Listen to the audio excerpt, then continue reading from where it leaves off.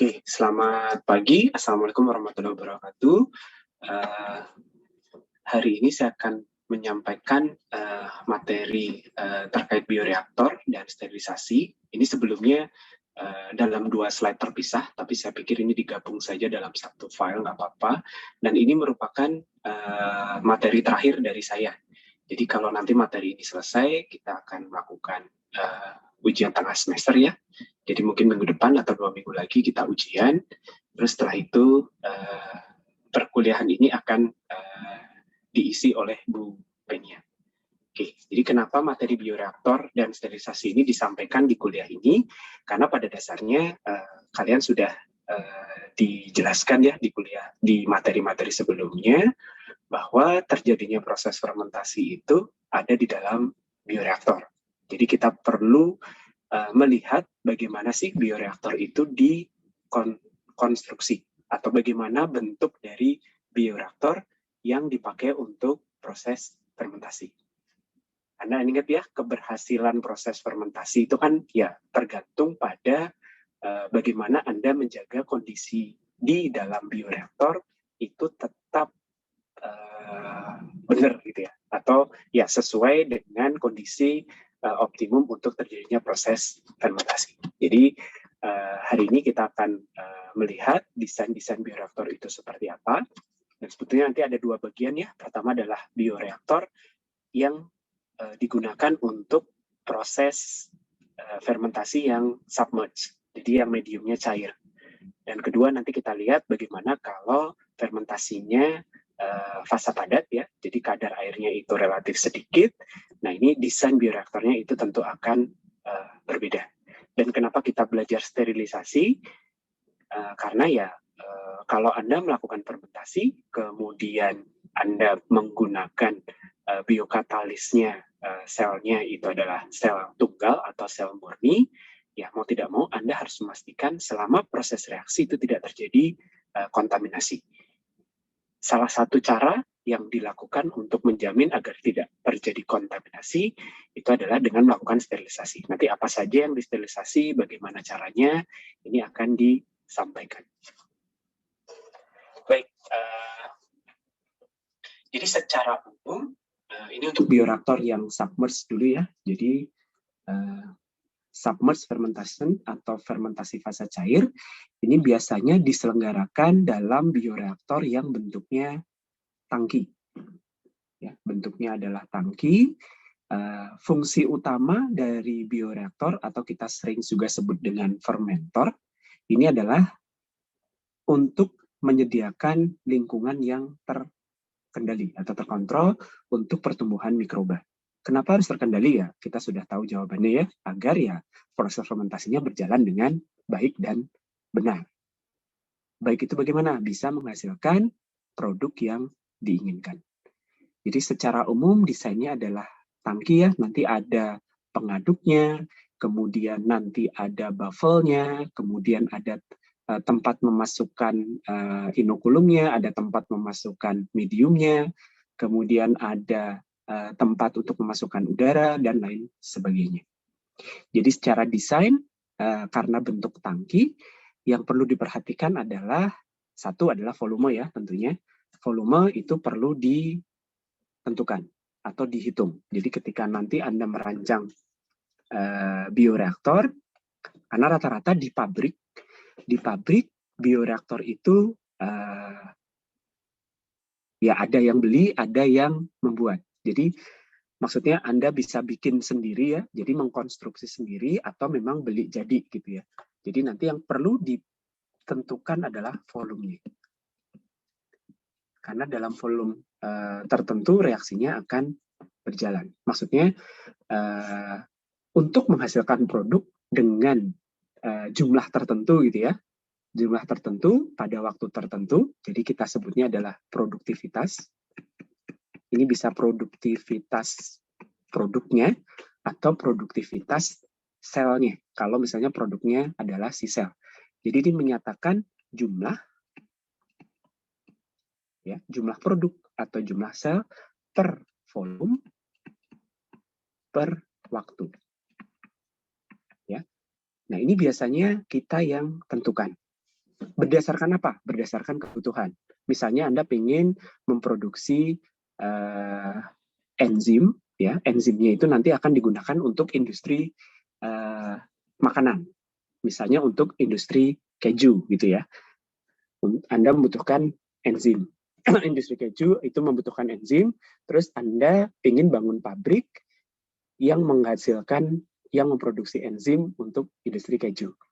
Nah, kebutuhan enzim itu tentunya akan didasarkan pada berapa banyak yang dibutuhkan oleh si industri keju tadi. Apakah Anda mau supply semuanya atau Anda supply sebagian? Dari situ Anda bisa menentukan ini, produktivitas. Berapa enzim yang ingin Anda produksi dalam waktu tertentu per volume reaktor tertentu. Jadi volume reaktor ini menjadi penting untuk ditentukan terlebih dahulu pada proses fermentasi. Nah, karena desainnya adalah tangki, maka biasanya parameter desainnya adalah ketinggian tangkinya berapa, diameternya berapa. Ini kalau nanti Anda merancang pabrik pangan gitu ya, salah satunya Anda perlu merancang bioreaktornya. Jadi biasanya setelah Anda tentukan volumenya, Anda lalu dengan volume sekian, itu kan baru volume kerjanya ya, volume cairannya. Berarti nanti volume tangkinya berapa? Biasanya volume kerja kan 75 sampai 80% volume ya. Jadi volume tangkinya harus ditambah sekitar 25%. Nanti bentuknya bagaimana? Kalau tangki berapa tingginya? Berapa diameternya? Nah ini H per D ini biasanya ada rule of thumb yang bisa diikuti. Mau 2 kali, mau 3 kali, mau 5 kali gitu ya. Beda-beda tergantung jenis produk yang akan dihasilkan.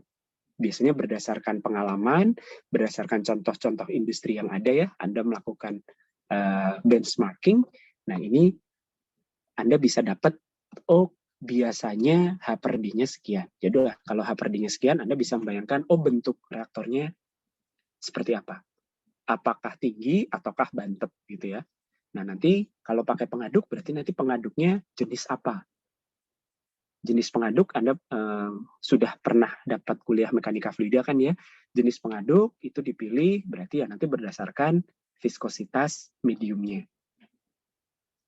Anda membutuhkan pengadukan yang baik, apakah butuh yang aksialnya atau radialnya atau dua-duanya, nanti akan pengaruh jenis pengaduk. Nanti dengan memilih pengaduk, Anda juga bisa menentukan berapa kecepatan pengadukannya. Mau diaduk seberapa cepat? Degree of mixing-nya mau seberapa bagus. Nah, nanti kalau RPM atau kecepatan pengaduknya sudah ditentukan, nanti akan menentukan dayanya. Ya, daya pengadukan. Kenapa daya pengadukan ini penting? Ya, nanti ini akan menjadi biaya operasi Anda. Karena Anda harus mensuplai listrik ke fermentor. Oke, kira-kira secara umum seperti itu ya. Untuk merancang reaktor itu nanti kemana. Nah, mungkin selain ada pengaduk, kan tadi ada yang namanya, kita akan bahas detail sih nanti ya, ada sparger. Sparger ini untuk mengalirkan udara. Nah, spargernya mau dipasang di mana? Terus mungkin Anda butuh pendingin atau pemanas. Kalau pendingin biasanya kan pakai jaket. Ketebalan jaketnya berapa? Kalau butuh pemanas biasanya kan pakai coil. Nanti diameter coil berapa? Itu biasanya nanti parameter yang Anda rancang ketika nanti Anda melakukan rancang pabrik. Oke, balik lagi ke bioreaktor. Jadi secara umum, karena bentuknya tangki, jadi secara umum bentuk bioreaktor itu adalah tangki, dan yang perlu diperhatikan ketika membuat atau membeli bioreaktor untuk fermentasi ya, bejana atau tangki ini bisa dioperasikan secara aseptik. Jadi dia memenuhi atau selama Anda pakai, karena kalau Anda menggunakan reaktor batch kan, Anda gunakan secara batch, ini kan Anda biarkan fermentasinya jalan ya, dengan pengaturan-pengaturan tertentu. Nah, selama fermentasinya jalan itu dia tidak boleh bocor, ya. Tidak boleh bocor itu ya maksudnya ya airnya tidak boleh keluar, tutupnya tidak boleh terbuka gitu ya, karena kalau terbuka kan udara masuk Kemudian sistem perpipaannya pun tidak memungkinkan ada udara masuk dengan gampang. Jadi bisa dioperasikan secara aseptik. Kemudian karena proses fermentasi ini ordenya kan tidak hanya menit atau tidak hanya jam ya, kadang berhari-hari fermentasi itu. Bisa sehari, bisa 7 hari. Nah, reliable untuk jangka waktu yang cukup lama serta memenuhi ketentuan containment. Jadi memang dia bisa mewadahi medium maupun inokulum selama durasi waktu tertentu, ya, selama durasi fermentasi, dan selama itu dia tidak mengalami kontaminasi. Oke. Bioreaktor itu juga memungkinkan untuk aerasi dan pengadukan yang memadai, ya, karena untuk beberapa proses submerged fermentation secara umum itu butuh diaduk biar nyampur, butuh diaerasi karena mungkin selnya adalah aerobik. Sebetulnya aerasi juga bentuk untuk pengadukan juga tanpa merusak mikroba. Nah, jadi mungkin kalau mikrobanya itu nanti bentuknya adalah jamur yang punya hifa atau filamen gitu ya, bentuk pengaduknya ataupun bentuk reaktornya itu beda dengan ragi, beda dengan bakteri. Nah, nanti ini 2 persyaratan umum yang perlu diperhatikan ketika merancang bioreaktor. Selain itu ya tentunya ada beberapa hal yang perlu diperhatikan ya. Dayanya minimal, bisa mengakomodasi beberapa sistem pengendalian. Biasanya kalau pengendalian itu ada temperatur, kemudian pH. Kemudian punya sistem sampling ya, karena Anda mungkin perlu untuk mengambil sampel dalam selang waktu tertentu ya. Jadi sebelum fermentasinya beres, Anda mungkin perlu mengambil sebagian kecil dari isi reaktor. Kan nggak mungkin ya kalau ngambilnya dengan membuka tutupnya terus diambil ditutup lagi. Nah, ini kan sangat berpotensi untuk kontaminasi. Jadi perlu ada sistem sampling yang layak. Kemudian fermentasi itu umumnya adalah eksotermik. Jadi ada kenaikan temperatur ya, walaupun kenaikan temperaturnya mungkin tidak ekstrim gitu ya, mungkin hanya 2-5 derajat, tapi sebetulnya ini sudah karena fermentasinya berhari-hari, nah ada kemungkinan untuk terjadi evaporasi. Jadi harus ada sistem untuk mengatasi kehilangan akibat evaporasi ini. Oke, kemudian biaya operasinya sebaiknya bisa minimal ya. Biaya operasi itu ya bisa dari listrik, bisa dari energi tadi kan, bisa untuk pengadukan, untuk pemanasan atau pendinginan, kemudian meminimalkan tenaga kerja untuk operasi, pemanenan, pemeliharaan dan sebagainya ya. Kemudian fleksibel. Nah, ini biasanya karena fermentor ini kalau di industri fermentasi atau untuk produk-produk yang hasil fermentasi ini biasanya tidak menghasilkan satu produk saja ya. Jadi industri fermentasi itu tidak punya satu single produk saja, khususnya kalau masuknya ke fine chemical ya. Kalau bulk chemical kan jumlahnya banyak ya, jumlahnya besar. Bulk chemical itu biasanya kalau menghasilkan produk untuk dipakai industri lain yang konsumsinya besar. Tapi kalau fine chemical, ini biasanya produknya sedikit. Penggunaan di industri lain atau usernya itu menggunakannya juga dalam konsentrasi atau jumlah yang kecil, tapi harganya mahal. Nah, biasanya produknya tidak hanya satu jenis. Maksudnya tidak hanya satu jenis, industri ini melakukan proses fermentasinya itu tidak hanya dari satu proses fermentasi. Ya, jadi setelah beres untuk menghasilkan produk A misalnya, nanti dia diganti katalisnya, diganti mediumnya gitu ya, untuk membentuk produk yang lain. Jadi perlu fleksibel untuk berbagai pemakaian. Lalu bagian dalam itu perlu yang smooth, halus ya, karena kan medium itu Anda isi macam-macam gitu ya, jadi mungkin viskositasnya tinggi, terus Anda isi inokulum yang isinya sel gitu ya, terus nanti selnya akan tumbuh makin banyak. Nah, kalau bagian internal dari reaktor ini tidak smooth, ini nanti akan susah dibersihkan. Jadi ketika mau dipakai untuk proses yang lain, ada kemungkinan sisa-sisa medium dan sisa sel itu masih nempel di permukaan. Kalau masih nempel, nanti dia akan mengkontaminasi proses berikutnya. Nah, terus memiliki geometri standar berbagai skala ini berhubungan dengan tadi yang sudah saya sampaikan ya. Biasanya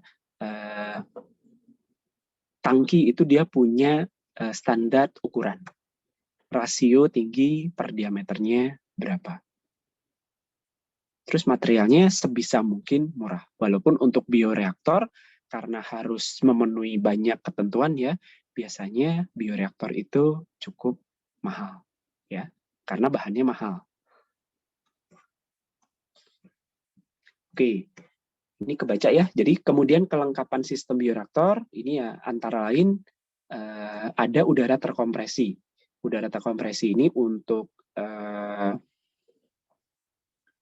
menjalankan sistem pengendalian ya untuk membuka tutup valve biasanya. Jadi pakai kompres air, kemudian ada yang steril ini untuk aerasi ya. Kemudian air pendingin ya untuk pendinginan ya, pendinginan, pemanasan, steam ini untuk sterilisasi. Apa yang sterilisasi? Biasanya bagian dalam tangki dan mediumnya. Kemudian ada kondensat ya, jadi bagian untuk mengumpulkan kondensat dari steam ya, steam yang sudah mencair. Kemudian ya listrik, generator, drainage dan seterusnya ini perlu ada. Walaupun ini tidak selalu semuanya ada ya di dalam kelengkapan bioreaktor. Oke, kira-kira bisa ditangkap ya. Jadi desainnya seperti itu, kemudian kelengkapannya ada macam-macam. Oke, tadi ya sudah dijelaskan ini aseptik itu ya perlindungan terhadap kontaminasi. Kalau containment ya sebagai wadah. Jadi menjaga agar si biokatalis ini tetap berada di dalam sistem selama proses fermentasi berjalan dan mencegah terlepasnya mikroba yang hidup dan aktif itu ke lingkungannya. Jadi selain mencegah yang luar mengkontaminasi yang dalam, prinsip containment ini juga mencegah yang di dalam itu jangan sampai keluar. Karena mungkin kan dalam proses fermentasi Anda bisa menggunakan biokatalis yang direkayasa ya. Nah ini mungkin nanti kalau dia terlepas bebas ke lingkungan, nah ini kan mungkin ada efek yang mungkin tidak diinginkan. Jadi bioreaktor ini juga perlu punya kemampuan untuk containment ini. Nah, bagaimana menjaga kondisi aseptik? Satu adalah melakukan sterilisasi. Yang sterilisasi apa? Satu adalah fermentornya, ya, reaktornya disterilisasi, kemudian jalur-jalur perpipaan yang nanti akan dilewati oleh mungkin medium atau inokulum atau asam basa untuk mengatur pH, ini semua disterilisasi. Udara, ya, kalau Anda memasukkan udara ke dalam fermentor untuk aerasi, ini juga perlu disterilisasi. Nah, karena medium itu cair, ya, kemudian udara itu gas, sistem sterilisasinya akan berbeda. Kemudian, kalau hal yang perlu diperhatikan secara aseptik, ya, satu adalah ketika Anda melakukan aerasi, tadi sudah ya, udaranya disterilkan, kemudian pengadukan, nah karena ini kan ada bagian-bagian yang bergerak. Jadi jangan sampai dengan pergerakan pengaduk misalnya, terus ada celah antara reaktor dengan udara luar maksudnya ya. Jadi harus diperhatikan. Lalu ketika Anda melakukan penambahan atau memasukkan medium, inokulum, itu kan mengalirkan bahan dari dalam keluar. Ketika Anda mengambil sampel, itu juga mengambil bahan dari dalam keluar. Nah, ini juga perlu diperhatikan. Kalau terjadi foaming, nah berarti kan juga harus menambahkan zat anti foaming. Kemudian kalau Anda perlu memantau, mengendalikan berbagai parameter proses, misalnya Anda mengendalikan pH ya. Mengendalikan pH berarti kan Anda akan memasukkan asam atau basa ke dalam fermentor. Jadi ini perlu diperhatikan agar kalau terjadi atau kalau hal-hal ini dilakukan, harus tetap menjaga kondisinya aseptik dulu. Harus menjaga kondisinya tetap aseptik ya, maksudnya seperti itu. Oke, apakah ada pertanyaan dulu?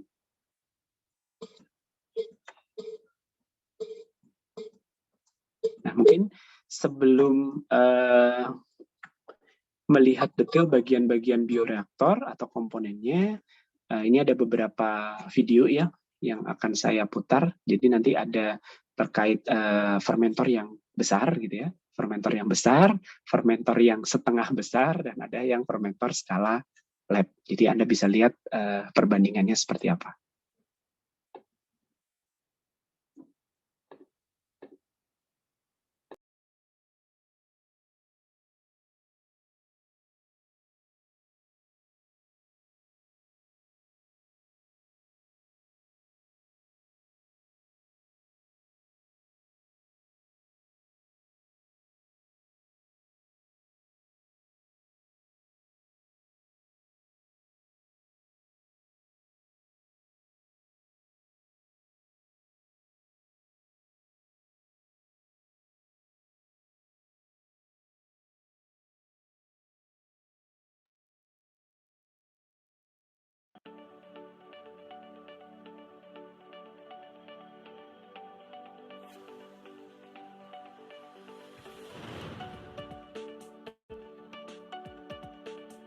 TNIC Bio is a high-tech company specializing in the manufacture of bioreactor systems.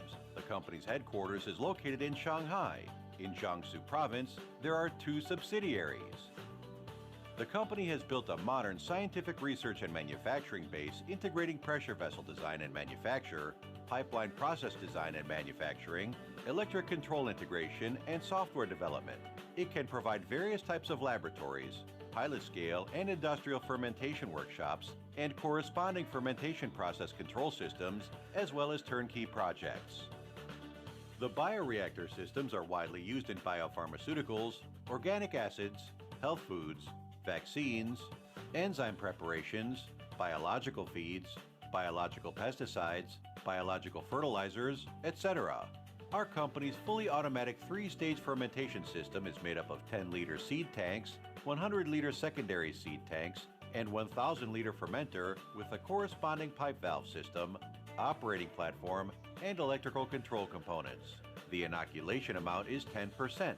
The system has automatic control for stirred speed, temperature, anti-foaming, pH, DO, tank pressure, and gas flow.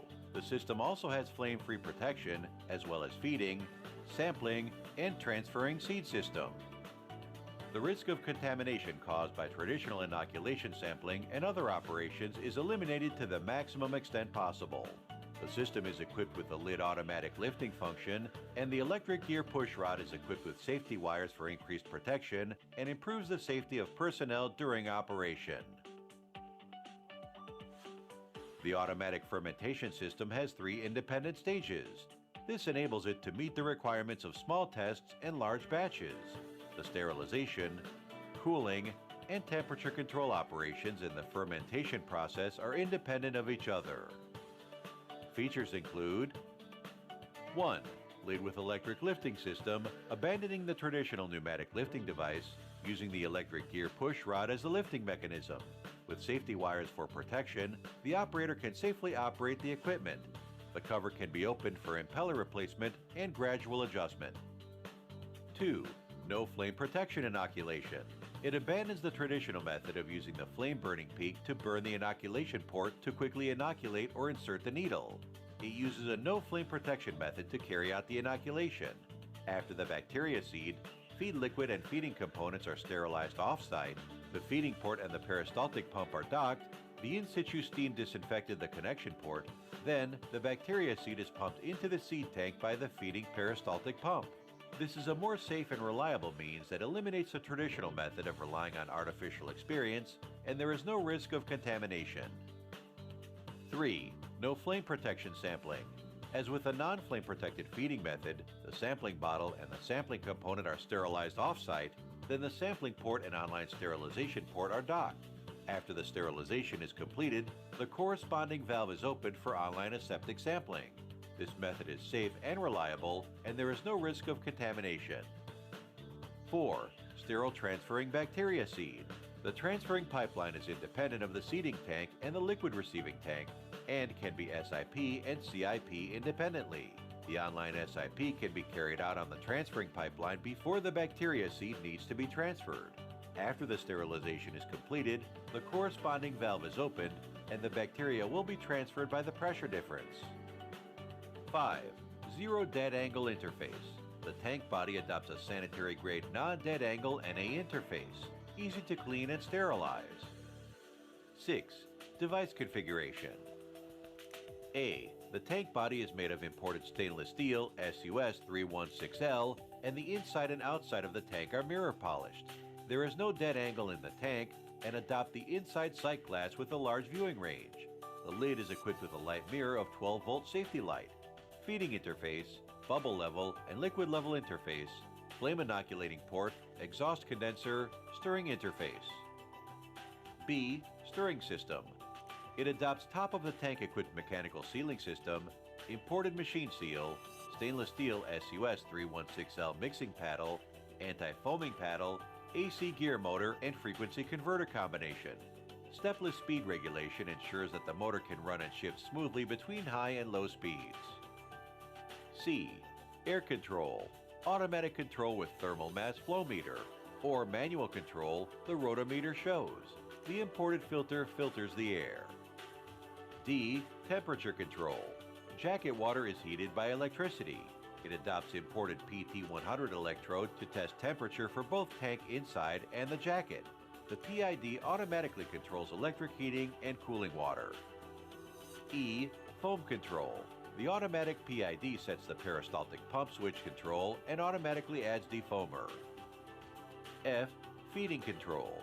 The automatic PID sets peristaltic pump switch control to automatically feed and measure. G. Acid control. The automatic PID sets the peristaltic pump switch control to automatically add acid. H. Alkali control. The automatic PID sets peristaltic pump switch control to automatically add the alkali. I. pH control. It adopts Mettler or Hamilton electrode imported from Switzerland or domestic electrode and peristaltic pump to automatically add acid and alkali to accurately control pH. J. DO control. It adopts Mettler or Hamilton electrode imported from Switzerland or domestic electrodes. The electrode is controlled by cascading the airflow, feed, and etc. by stirring speed. K. Pressure control. Manual control or automatic control is optional. Diaphragm seal pressure gauge displays or normal pressure gauge displays. L. Control system. It adopts the German Siemens S7 1200 series PLC control system and 10.5-inch color touchscreen with B-type control software to control core and collect signal. The transmitter power drives various actuators. Remote monitoring of the fermentation process is available. If parallel or multi-stage fermenters are used, the C-type or S-type fermentation process controller can be used to carry out the monitor and control function.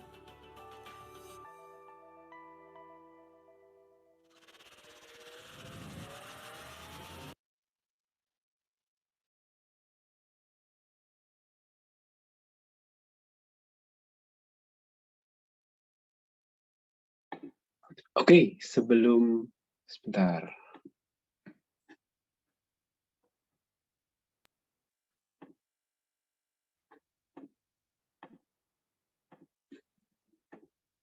Ya, sebelum saya lanjutkan ke video berikutnya, ada yang mau berkomentar apa yang Anda tangkap dari video tadi?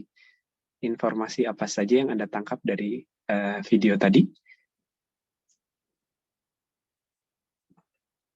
Silakan kalau ada yang mau menjawab dulu sebelum ditunjuk?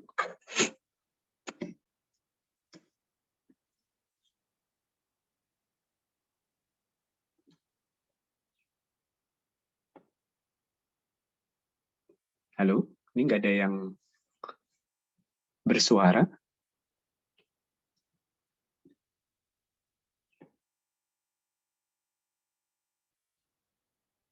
Oke, saya panggil ya. Najma Fadia, ada?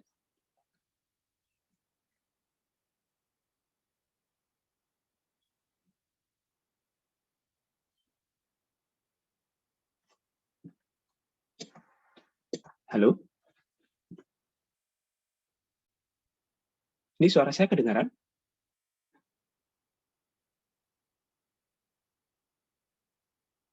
Tes, suara saya kedengaran? Kedengeran, Pak. Kedengeran, Pak. Dengar, Pak. Ini cuman kalian nggak mau jawab aja sebelum ditunjuk ya. Oke, Najma ada? Oke, tidak ada. Vanessa Herianto.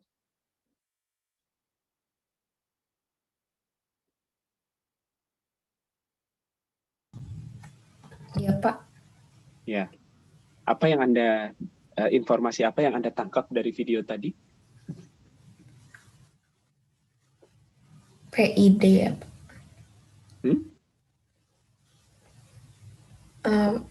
Anda nonton nggak? Atau Kantor. ditinggal?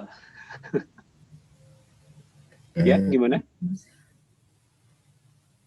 PID buat nambah asam basa sama menjaga pH gitu. Terus, Oh, apa pH. lagi? Kalau secara keseluruhan, apa yang Anda tangkap dari video tadi? Komponen reaktor. Komponen reaktor. Oke. Apa saja? Anda tadi dapat informasi apa saja terkait komponen reaktor? Ada pengaduk, terus reaktornya bisa jaga pH. Terus? Bisa nambahin asam basa gitu buat jaga pH. Oke. Ada lagi? Terus ada sistem yang kontrol dari pusat. Terus kayak ada flow oksigen gitu. Tadi. Oke. Good. Yang lain silahkan. Ada yang mau berpendapat?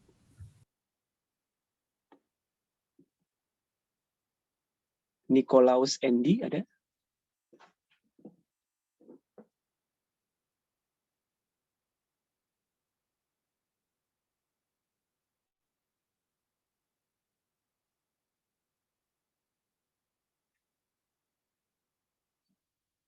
Oke, tidak ada. Muhammad Nur Jalil.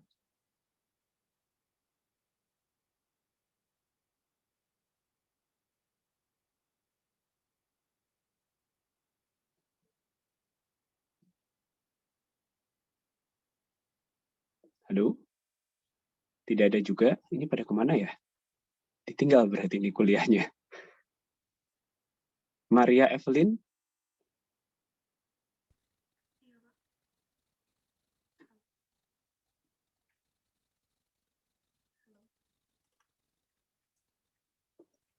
Ini yang tidak jawab, tapi namanya ada di Zoom, saya catat ya. Jadi keaktifannya kurang. Maria Evelyn ada?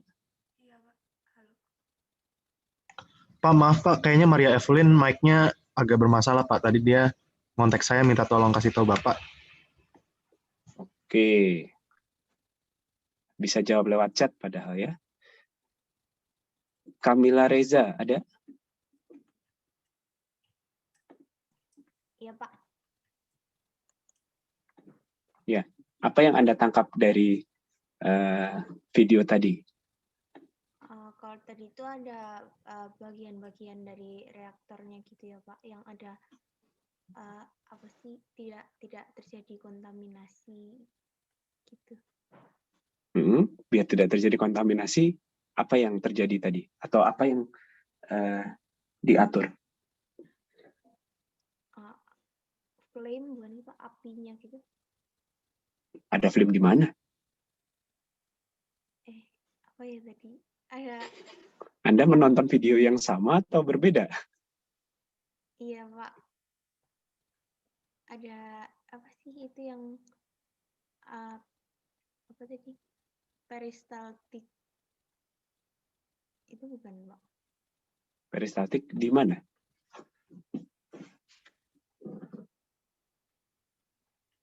Dari apa yang sumber buat fermentasinya sama reaktornya gitu Pak. Peristaltiknya ada di mana tadi? Ada gitu?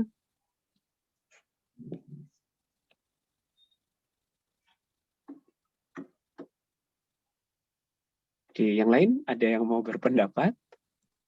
Jadi tolong ya, ini kan kuliah ya, walaupun daring, tolong tetap diperhatikan. Kan saya juga tidak mungkin ya selama kuliah meminta Anda menyalakan video terus-menerus 3 jam, nanti diprotes, kuotanya habis. Tapi kalau tidak menyalakan, tolong mahasiswa mendengarkan, dan kalau diputarkan video untuk ditonton, ya ditonton dengan baik gitu. Ya, bukan berarti kuliah daring ini Anda cuma nyalain Zoom, terus ditinggal. Ya kalau memang tidak merasa perlu dengan perkuliahannya ya nggak apa-apa sih. Nggak usah masuk Zoom sekalian. Toh nanti rekaman bisa Anda tonton. Absen juga tidak ngaruh ya. Oke, ada yang lain? Mungkin saya mau coba sedikit Pak. Ya, silakan. Tadi yang saya lihat tuh tangkinya ada beberapa ukuran ya Pak, ada yang kecil.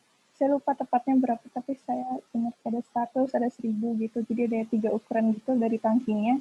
Terus kayak ada apa ya, tempat platformnya gitu Pak. Jadi kayak susunan kecil besar, kecil sedang besar, terus ada platformnya gitu, terus ada pipa-pipanya juga, dia bilang ada pipe gitu.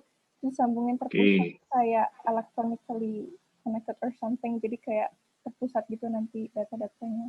Nanti tadi tuh pas bagian akhir-akhir juga kayak ngejelasin kegunaannya atau fitur-fitur pentingnya dari air control, temperature control, foam control, feeding control, acid control, alkali, pH, elektroda juga tadi kalau nggak salah sempat disebut, tekanan, terus control system dan lain-lain. Kebanyakan ngomongin fungsi-fungsi, terus tadi juga apa tutupnya tuh dia kalau nggak salah sempat promosiin tangkinya tuh tutupnya tuh kayak otomatis gitu buat safety pekerjanya gitu kalau nggak salah Pak.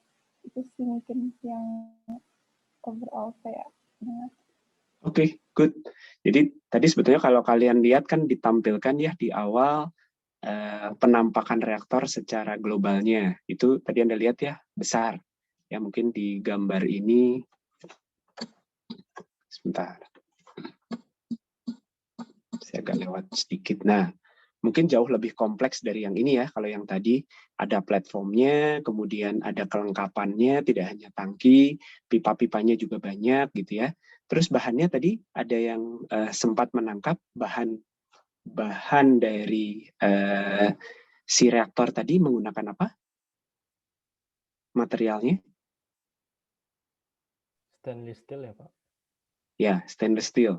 Bagian dalamnya dibuat sehalus mungkin. Tadi kalau kalian nangkep kan dia menyatakan mirror finish ya, bahkan maksudnya ya bisa sampai dipakai untuk ngaca dan tidak ada dead end-nya. Jadi itu dibuat agar ya tadi agar tidak terjadi kontaminasi saat reaktor tadi mau dipakai untuk proses berikutnya. Gampang dibersihkan, gampang disterilkan, sehingga nanti pas dipakai itu benar-benar bebas kontaminasi. Terus tadi sudah Anda jelaskan ya, ada sistem pengaturan, mau yang pengaturan temperatur, foam, pH, dan lain sebagainya. Dan Anda lihat tadi bioreaktor, dan ini adalah yang Anda tonton tadi, itu adalah bioreaktor yang kompleks, ya. Sistem pengendaliannya, sistem pengaturannya itu kompleks dan sudah otomatis, ya. Sekarang kita akan lihat ada dua, yang satu mungkin mirip dengan yang pertama tapi ukurannya lebih kecil, dan yang berikutnya nanti adalah reaktor yang ukuran lab.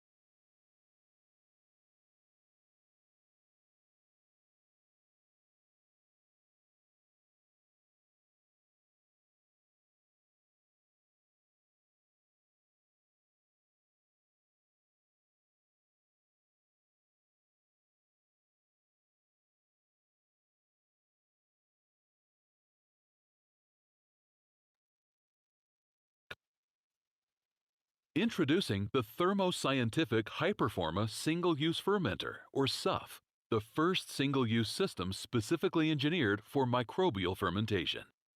The SUF leverages the same proven design principles of conventional stainless steel systems, while taking advantage of established single-use benefits.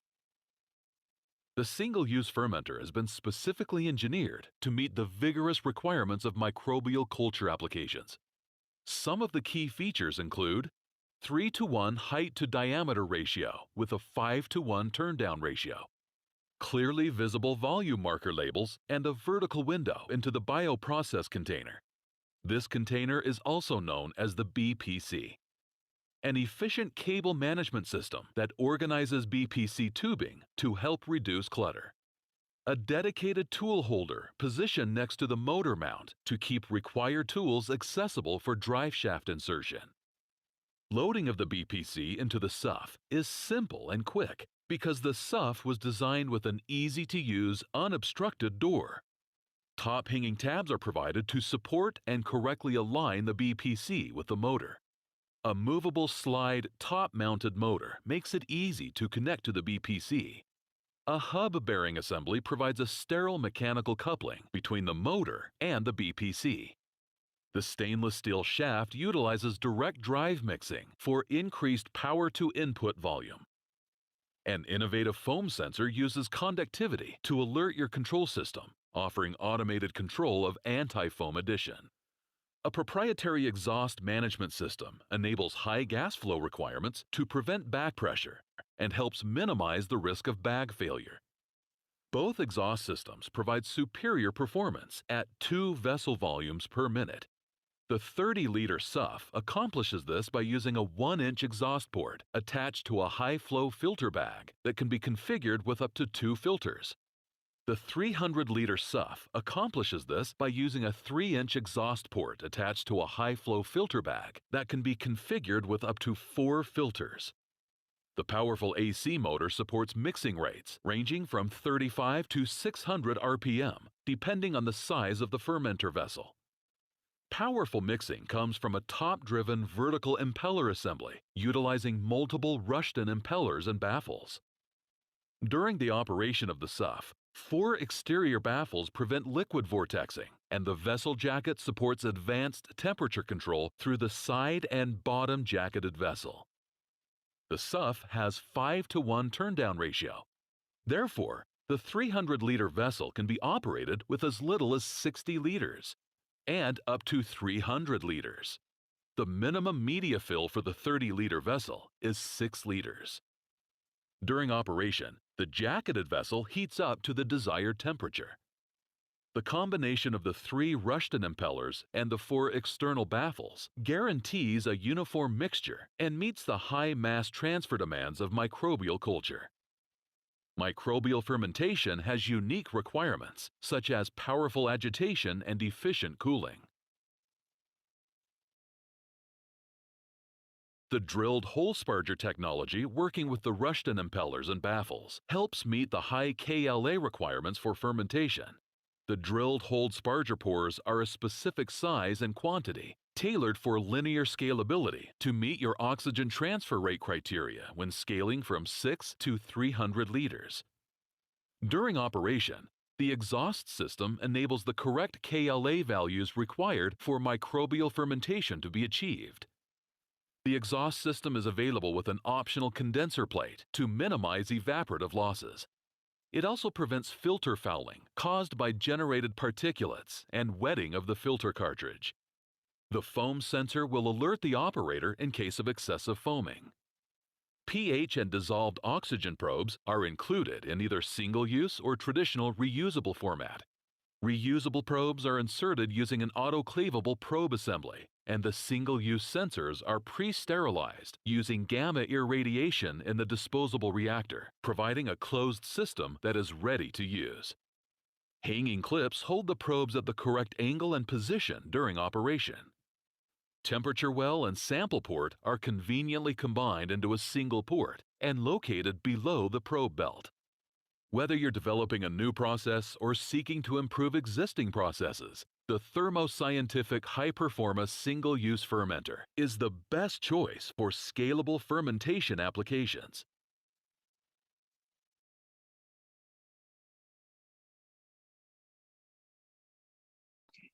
Ya, video tadi sebetulnya memang video katalog produk dari perusahaan si Thermo Scientific sih. Tapi dari video tadi Anda juga bisa melihat struktur sistem bioreaktor yang lebih sederhana daripada yang pertama. Kalau yang pertama tadi digunakan untuk pabrik yang skala besar gitu ya. Kemudian dia membutuhkan pengaturan yang serba otomatis. Nah, kalau ini pengaturannya sudah cukup kompleks, tapi sistemnya masih lebih sederhana daripada yang video pertama. Nah, sekarang kita lihat kalau ukuran bioreaktornya lebih kecil lagi.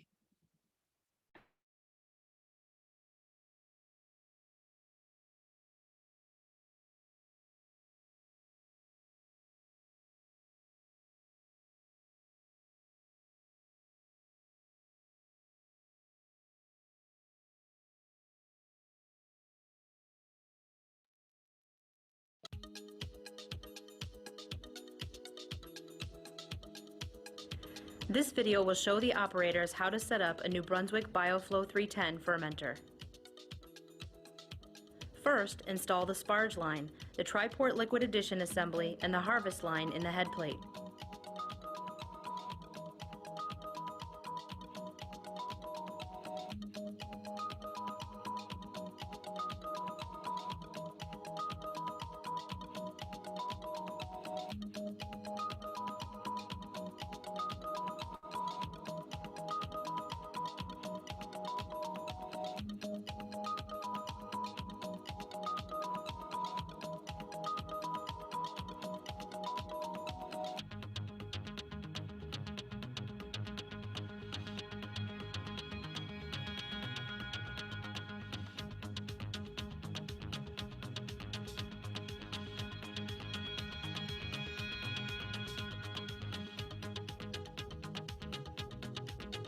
Then install the baffle inside the glass vessel.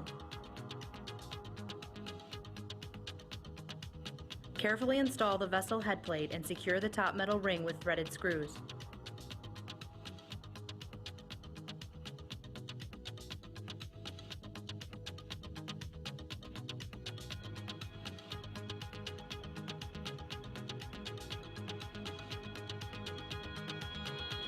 Then secure the bottom metal ring.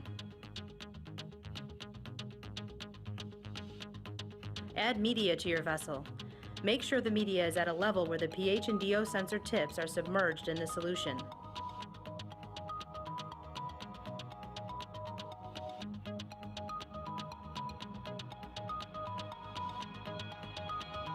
The pH sensor needs to be calibrated prior to the autoclave cycle. The pH sensor is calibrated using 2 external buffer standards of known pH. Once the sensor is calibrated, carefully install it on the head plate using a compression fitting into one of the PG 13.5 head plate ports. Compression fittings are used to adjust sensor length inside the vessel if necessary. It is important to make sure that the compression fittings are properly assembled. See the operating manual for more information on compression fittings. Carefully install the DO sensor. Carefully install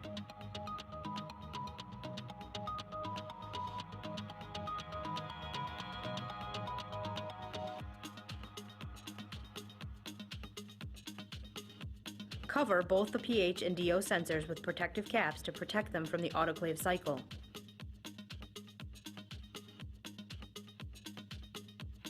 Install the sampling assembly.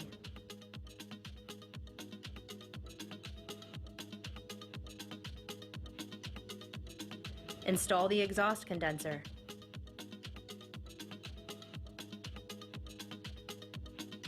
Install a sparge filter on the sparge line and an exhaust filter on the top of the exhaust condenser. Secure the filters with a zip tie. Use autoclave-resistant clamps to clamp the sparge, addition, and the harvest lines. Leave the exhaust line open for proper ventilation during the autoclave cycle.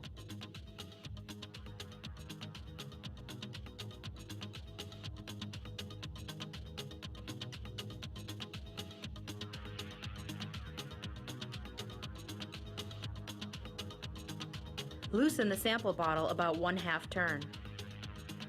To protect the filters from any heat damage during the autoclave cycle, cover them with aluminum foil.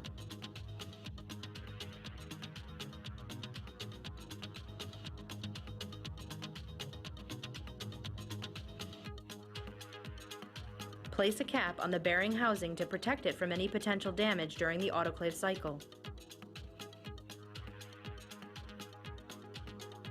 Insert the thermowell. Install the level sensor if it's required for your culture.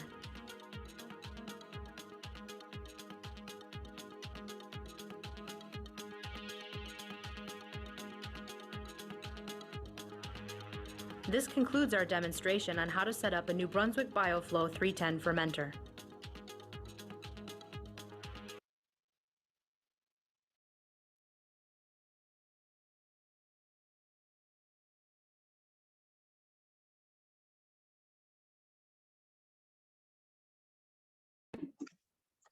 Baik, videonya sudah selesai ya.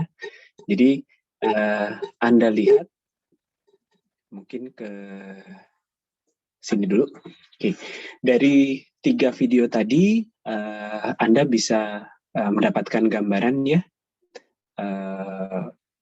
Ukuran bioreaktor itu macam-macam ya, tergantung kapasitas produksi. Tapi pada dasarnya Anda bisa lihat secara umum komponen dari bioreaktor ya pasti ada tangkinya. Kemudian secara umum kalau yang submerged itu ada pengaduknya, ada spargernya, ada bafflesnya. Tadi mungkin kalau Anda mendengar istilah baffles gitu ya. Apa itu baffles? Nanti kita bahas. Kemudian ada probe yang dipasang untuk mengukur kondisi di dalam reaktor. Ada yang mengukur temperatur, ada yang mengukur pH, ada yang mengukur dissolved oksigen gitu ya, ada yang mengukur tekanan kalau diperlukan. Terus ada jaket pendingin gitu, terus ada ports. Nah, mungkin ports untuk input dan output materials tadi Anda bisa lihat bedanya. Kalau reaktor yang kecil ya, yang skala lab yang tadi kita lihat di video paling akhir, itu kan tadi bahannya kaca ya, bahannya kaca. Sementara kalau yang gede-gede itu bahannya stainless steel ya, karena ya tadi ngejar permukaan yang halus. Nah kalau bahannya kaca, Anda tadi lihat ya ports-portsnya itu ditaruhnya di atas. Di bagian atas kan tadi ada bagian yang dari stainless ya, jadi yang di bagian penutupnya ini diletakkan port-port. Kemudian ada kondenser, ada ya ini jika diperlukan ya, ada kondensernya, ada valve untuk back pressure ya, untuk mencegah terjadinya back pressure. Ada tekanan di luar itu kalau lebih tinggi daripada di dalam, maka udara luar akan masuk ke dalam. Nah ini perlu dilengkapi back pressure biar tidak terkontaminasi. Kemudian ada filter. Nah filter ini untuk sterilisasi udara. Kemudian ada beberapa jenis valves dan ada mungkin tadi saya lupa ada atau tidak, ada load cell. Ini untuk menimbang isi di dalam fermentor. Nah tadi satu video mungkin bentuk fermentornya mirip seperti ini ya. Jadi fermentor yang seperti ini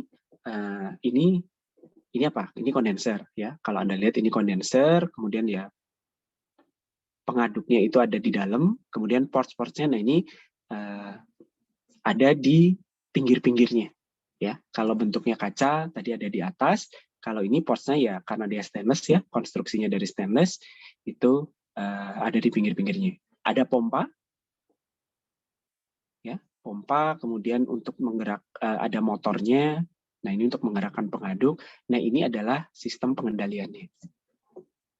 Ya, termasuk nanti kalau reaktornya besar, kalau mungkin kita bicara yang reaktor kecil dulu ya. Kalau reaktornya kecil, sterilisasinya tinggal si reaktor itu dibuka ya, karena tadi Anda lihat reaktornya bisa dibongkar, kemudian dibersihkan, mediumnya dimasukkan, kemudian ditutup lagi, terus dia disterilisasi pakai autoclave. Mungkin Anda sudah pernah melihat autoclave seperti apa, mengoperasikan seperti apa. Nah, kalau reaktornya besar atau yang sangat kompleks, ini pembersihannya ya langsung di tempat dengan memanfaatkan jalur perpipaan. Kita sebutnya adalah cleaning in place. Jadi dengan membuka tutup pipa, membuka tutup valve maksud saya ya, nanti sistem perpipaannya itu akan dialiri mulai dari air, kemudian cairan pembersih, kemudian steam, dan seterusnya. Nanti ketika kita membahas sterilisasi, proses cleaning in place ini akan saya tunjukkan videonya. Oke, bioreaktor itu utamanya adalah tangki. Tadi kita lihat bahannya itu bisa dari kaca atau gelas ya, silika, atau stainless steel. Untuk menjamin permukaan yang halus dan tahan korosi. Kenapa harus tahan korosi? Karena isi medium itu kan rata-rata zat organik, ya, zat organik. Kemudian proses fermentasi itu juga Anda menambahkan asam dan basa untuk mengendalikan pH. Dari fermentasi bisa dihasilkan asam-asam organik yang bisa mengkorosi bahan, sehingga permukaan internal dari reaktor itu perlu dipastikan tahan korosi. Nah, tadi sudah dilihat ya bentuknya reaktornya seperti ini. Oke, kemudian ini adalah head plate-nya ya. Sebutannya adalah head plate-nya. Nah, di head plate ini, yang di sini, ini karena bodinya adalah kaca, maka kaca kan tidak bisa dilobangi ya, jadi semua kebutuhan untuk bioreaktor itu biasanya disambungkan di bagian head plate. Mulai dari tempat untuk memasukkan medium, kemudian untuk mengambil sampel, memasukkan asam dan basa, nah ini ada di head plate. Yang tinggi ini adalah pengaduknya, ya, motor untuk pengaduknya ya di dalam sini ya. Nah kemudian ini adalah controllernya. Jadi komputer sistem pengendalian untuk mengendalikan si fermentor. Oke ya, di sini ada kotak-kotak ini adalah pompa peristaltik ya. Jadi nanti misalnya Anda butuh untuk memasukkan medium atau memasukkan inokulum. Nah, inokulumnya ya disimpannya di mana atau asam basanya disimpannya di mana ya, di botol-botol di luarnya. Jadi walaupun pengendaliannya ini sudah otomatis, tapi sebetulnya beberapa sistem ya masih manual. Anda tadi melihat ya, memasukkan mediumnya itu manual. Kemudian mengambil sampelnya jadi mungkin bisa manual. Tapi mungkin ini untuk mengendalikan pH bisa otomatis. Jadi dipasang probe untuk mengukur pH. Nanti kalau pH-nya berubah ya perlu nambah asam atau basa, nanti dia otomatis menjalankan pompa peristaltik terus asam atau basanya mengalir ke dalam. Oke, dari sini ada yang mau ditanyakan? Saya izin bertanya, Pak. Yuk, silakan. Kalau misalkan tertera itu kapasitasnya 30 liter, itu tangkinya berarti lebih dari 30 liter ya, Pak? Iya, jadi biasanya kapasitas itu adalah kapasitas kerja dari si bioreaktor. Jadi nanti kan dia ada volume-volumenya ya. Jadi itu biasanya kapasitas kerjanya. Jadi ukuran tangkinya pasti lebih gede. Biasanya 20% lebih besar. Tadi ada yang 30 liter, ada yang 300 liter ya. Berarti kalau biasanya itu berarti isinya setengah ya, Pak? Kalau larutannya itu berarti isinya setengah tangki apa berapa? biasanya maksimal 75-80%. Biasanya ya, aturan secara umum, rule of thumb-nya, itu Anda mengisi reaktor ini tidak boleh sampai mentok atas ya, mencep-mencep di atas gitu, enggak. Jadi biasanya disisakan sekitar 20-25% volume. Setengah boleh, tapi tadi sebetulnya Anda bisa lihat ya di video yang kedua, itu ada turn down ratio 5:1 kalau misalnya ada yang memperhatikan detail ya. 5:1 turn down ratio. Nah, ini menyatakan si bioreaktor ini bisa diisi sampai 1/5 volume kerjanya. Jadi dia masih bisa bekerja, masih bisa dipakai dengan volume kerja 1/5 volume kerja maksimalnya. Jadi kalau misalnya tadi 30 liter, ya diisi 6 liter bisa. Makanya tadi minimum diisinya 6 liter, maksimum 30 liter. Karena nanti akan berpengaruh ke satu ya pasti ke ketinggian dan ke pengaduknya. Biasanya nanti ada spek ini, turn down ratio. Setengah boleh. Kalau ini kan berarti ya setengah ya masih aman gitu ya. Minimal berarti 1/5-nya. Oke, ada lagi yang mau bertanya? Oke, kalau tidak saya punya pertanyaan iseng. Menurut kalian harga reaktor ini berapa?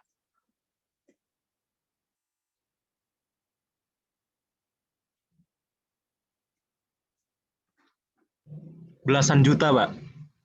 Belasan juta. Oke, yang lain?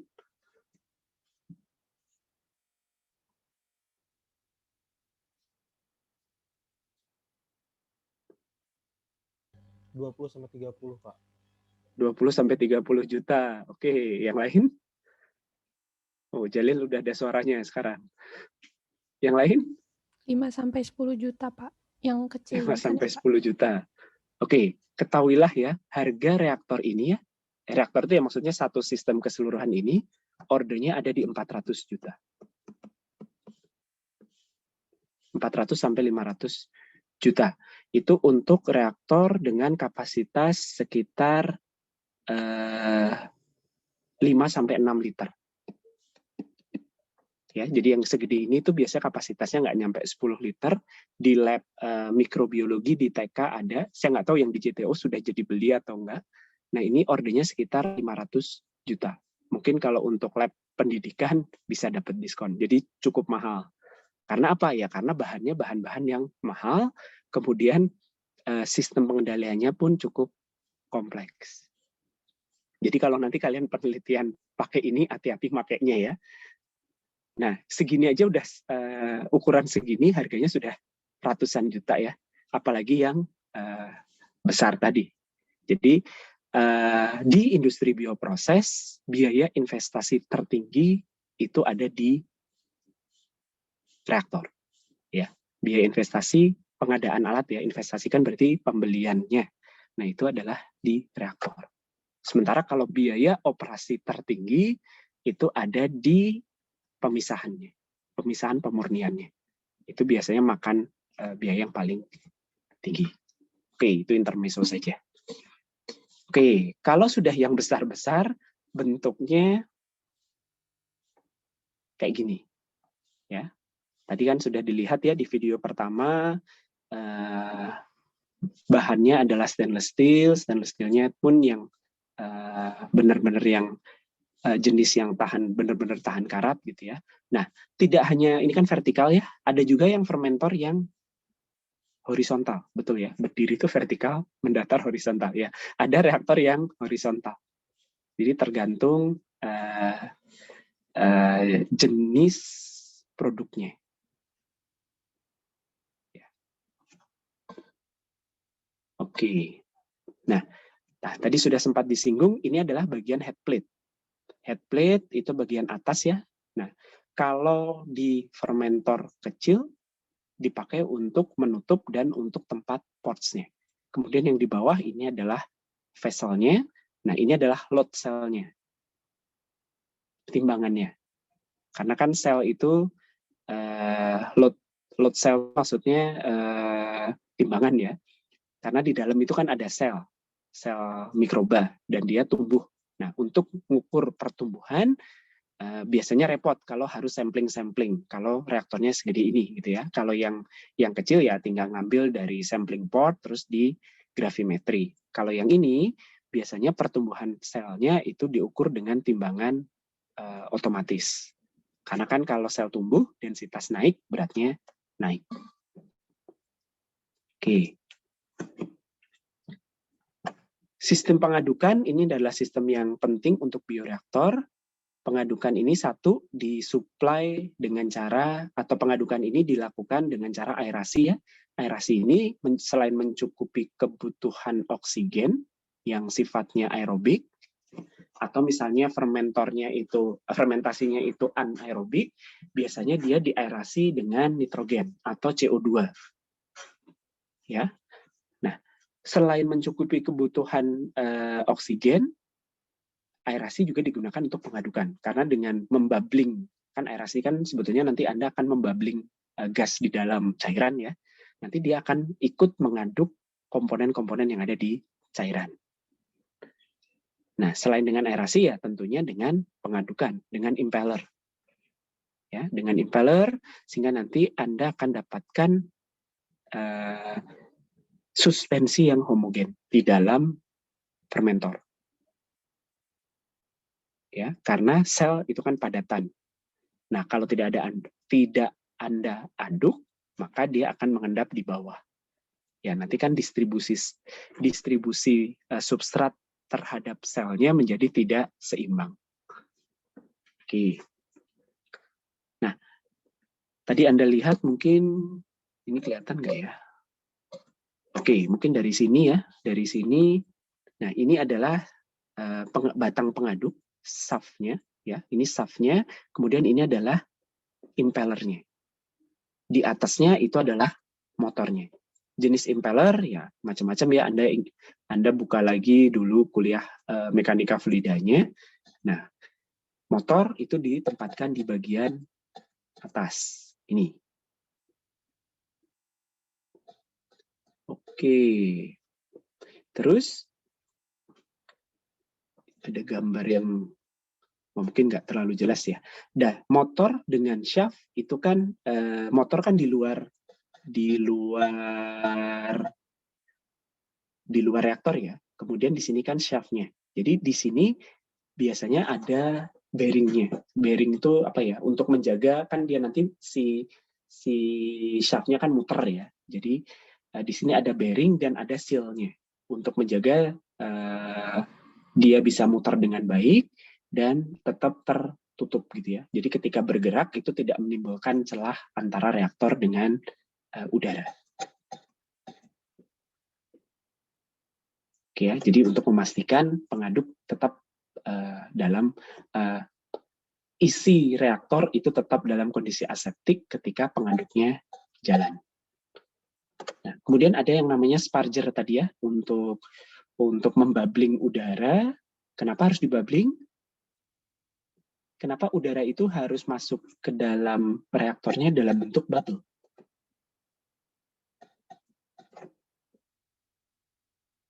Ada yang tahu kira-kira jawabannya?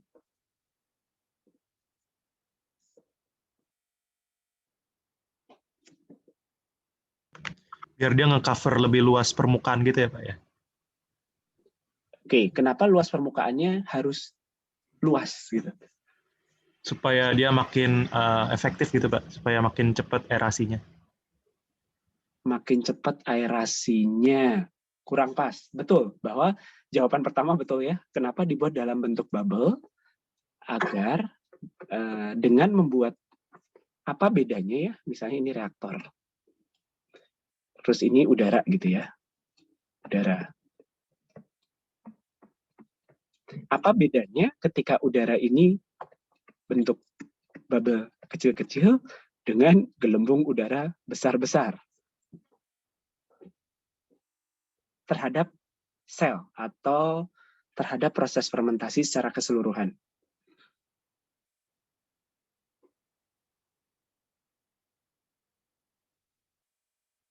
Kenapa harus kecil-kecil sehingga luas permukaannya? Ningkatin laju reaksi yang ada di dalamnya gitu nggak sih?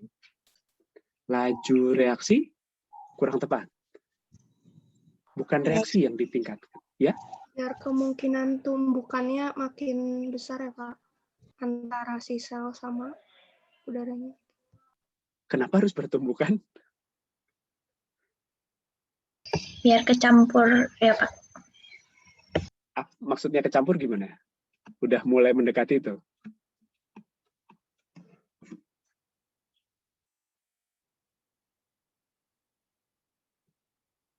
Ada yang mau coba jawab? Meningkatkan kemampuan si udaranya untuk larut atau masuk ke cairannya. Iya, betul. Meningkatkan kemampuan udaranya untuk melarut. Kenapa meningkat? Kenapa dengan membuat bubble kecil-kecil meningkatkan kemampuan melarut? Atau istilah tepatnya adalah meningkatkan difusi oksigen ya ke dalam cairannya. Kan sel itu butuh oksigen. Oksigen Anda supply dalam bentuk udara. Tapi agar oksigen ini bisa dipakai oleh sel, oksigen ini harus larut dulu di dalam cairan. Sel tidak bisa bernafas ya, jadi dia tidak bisa mengambil oksigen langsung dari udara. Oksigennya harus larut dulu. Larutnya pakai apa? Pakai mekanisme difusi. Nah, kalau Anda udaranya ini Anda alirkan, terus di dalam ini bentuknya gelembung-gelembung besar, ya dia cuma akan numpang lewat. Karena semakin besar, dia akan cepat naik ke atas kan ya.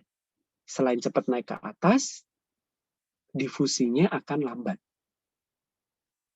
Mungkin nanti pas Anda dapat kuliah peristiwa perpindahan, Anda akan dapat kuliah tentang difusi ini lebih detail. Tapi dengan membuat menjadi bubbling kecil, dia akan lebih lama berada di dalam reaktor. Geraknya ke atas itu lebih lambat. Terus kontak antara udara dengan cairan kan berarti lebih lama. Yang berkontak pun itu makin banyak karena luas permukaannya makin besar. Ini walaupun gede-gede, secara total luas permukaannya lebih kecil. Udah luas permukaannya lebih kecil, gede-gede, cepat naik ke atas gitu ya. Jadi belum sempat berdifusi ke cairan. Kalau ini lebih banyak yang berdifusi. Jadi meningkatkan difusi oksigen ke dalam cairan. Sehingga yang larut akan lebih banyak, yang bisa dimanfaatkan oleh sel akan lebih banyak. Oke, Anda masih ingat ya, Anda harus memastikan kalau kondisinya aerobik, Anda harus memastikan bahwa sel itu cukup oksigen. Karena kalau tidak, oksigennya kurang, maka laju pertumbuhannya akan dibatasi oleh konsentrasi oksigen. Yang mana kecil sekali dibandingkan dengan substrat yang lain. Makanya dibuat atau Anda menggunakan sparger. Kenapa harus dalam bentuk gelembung-gelembung kira-kira seperti itu? Oke, sekarang baffle. Ya, baffle ini tadi mungkin, baffle itu yang ini. Ya, jadi dipasang di samping-samping bagian dalam reaktor ya, ini tampak atasnya. Fungsinya adalah apa sih yang kalau misalnya Anda punya tangki gitu ya, terus Anda aduk ya, cairan di dalam tangki Anda aduk, pengadukannya itu cukup cepat ya. Mungkin kalau reaktor yang kecil itu kan bisa sampai 150 rpm, itu kan cukup tinggi ya. Nah, permukaan air pasti akan begini kan ya. Yang pernah main-main ngaduk air di dalam gelas ya. Kalau Anda aduk dengan kecepatan tinggi, itu akan terbentuk yang namanya vortex. Permukaannya menjadi begini. Kalau permukaannya menjadi melengkung terlalu dalam seperti itu, terbentuk vortex, maka si sel dan medium itu tidak akan tersuspensi dengan baik di dalam cairan. Akan ada bagian-bagian yang tidak kena efek pengadukan.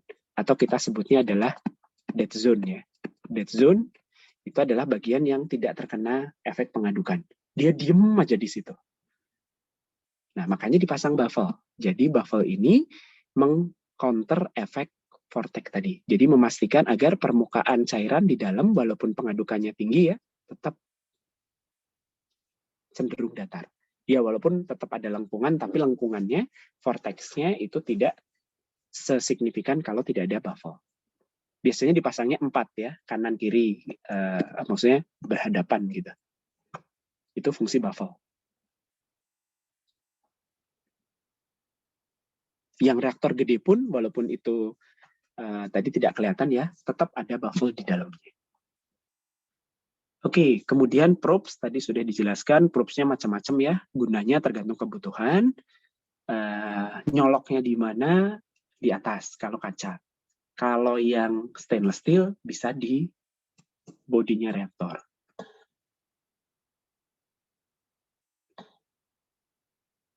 Nah, terus ada yang namanya cooling jacket.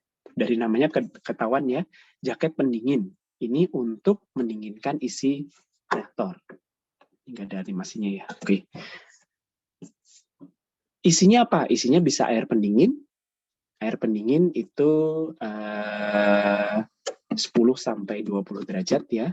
Atau chilled water itu 4 sampai 10 derajat atau refrigeran. Kalau refrigeran di bawah ini. Tergantung kebutuhan pendinginan si reaktor. Terus di atasnya ada kondenser. Ini terutama kalau kenaikan temperaturnya cukup signifikan. Ya, sistem kondenser ya biasa ya, ada pipa, nanti di luar pipa itu ada aliran air pendinginnya. Jadi uap yang berasal dari reaktor itu akan didinginkan, nanti dia mengembun balik lagi ke reaktor. Agar pengurangan volume di dalam reaktor itu tidak signifikan. Terus ada filter. Nah, filter ini untuk mengsterilisasi udara. Prinsip kerja filter nanti kita bahas pas sterilisasi ya. Kemudian ada valve. Nah, valve ini ya tentunya untuk mengalirkan sesuatu ke dalam reaktor atau keluar dari reaktor. Bisa pakai manual kalau memang pengalirannya nanti akan manual. Break pressure valve tadi ya untuk mencegah aliran udara balik dari luar ke dalam. Karena sebetulnya begini, untuk menjaga agar kondisinya itu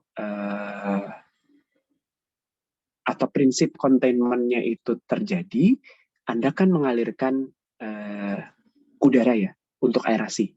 Nah, sebetulnya apa sih salah satu manfaat lain dari aerasi selain tadi untuk mengaduk, untuk mengalirkan, melarutkan udara, fungsi aerasi ini Anda akan menaikkan tekanan di dalam reaktor. Seberapa naik? Ya memang tidak akan terlalu signifikan, tidak terus naik jadi berkali-kali lipat gitu ya, tapi biasanya sedikit di atas tekanan atmosferik. Ya.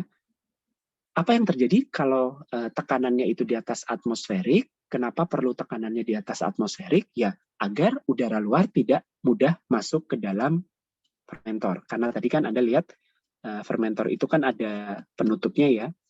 Kalau ada bagian yang disambung, itu pasti ada celahnya. Nah, dengan menjaga agar si dalamnya fermentor itu positive pressure, ya istilahnya kan gitu ya, lebih tinggi daripada tekanan udara luar, kemungkinan udara luar masuk itu kecil. Nah, tapi kalau Anda melakukan misalnya buka tutup valve gitu ya, kemudian Anda melakukan mungkin memasukkan cairan, mengambil sampel, ini kan berarti ada kondisi nanti di mana udara dalam dan luar itu tekanannya sama. Nah, sehingga nanti kemungkinan ada aliran balik itu dicegah dengan back pressure valve. Ini biasanya ada kalau reaktornya yang gede, kalau reaktor yang kaca nggak ada back pressure valve-nya. Jadi memang harus benar-benar hati-hati ketika Anda memasukkan atau mengambil sesuatu dari dan keluar reaktor. Masuk ke dalam dan keluar reaktor. Pneumatic valve itu untuk menjalankan untuk buka tutup valve secara otomatis, steam lock valve ya untuk mengalirkan steam. Oke, kemudian ada load cell. Load cell tadi sudah dijelaskan ya, ini timbangan saja. Ini untuk mengukur densitas atau berat di dalam reaktor. Oke, sampai sini dulu. Ada yang mau ditanyakan?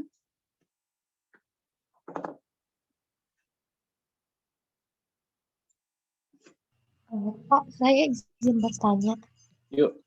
Tadi saya kayak nyari-nyari foto untuk bioreaktor yang di lab itu kebanyakan pakai gelas. Sementara yang udah pilot sama skala industri itu aluminium. Apakah ada kemungkinan yang lab juga terbuat dari aluminium gitu, Pak? Tergantung kapasitasnya. Jadi kalau yang skala kecil biasanya ordernya 10 liter, 15 liter, tapi sudah cukup besar itu sebetulnya ya, itu masih gelas. Tapi begitu yang tadi kan ada di video itu ada yang 30 liter, itu bentuknya pakai stainless sih biasanya, bukan aluminium, stainless steel yang tahan karat. Ya aluminium, saya nggak tahu aluminium sama stainless steel mahalan mana ya. Tapi secara umum stainless steel, karena stainless steel itu selain tahan karat, permukaannya itu bisa dibuat sangat halus. Mungkin saja mau pakai yang stainless steel untuk lab, tapi harganya jauh lebih mahal. Kalau yang volumenya relatif kecil seperti ini, biasanya lebih banyak yang bahannya gelas. Oh baik Pak, berarti dari sisi ininya ya Pak, harganya ya? Iya, karena kalau ukuran besar pakai gelas, kayaknya malah lebih mahal ya. Bahan gelas kalau volumenya lebih banyak itu jatuhnya lebih mahal dan lebih apa ya? Lebih beresiko dari sisi desain gitu ya. Baik Pak, terima kasih. Oke, ada lagi?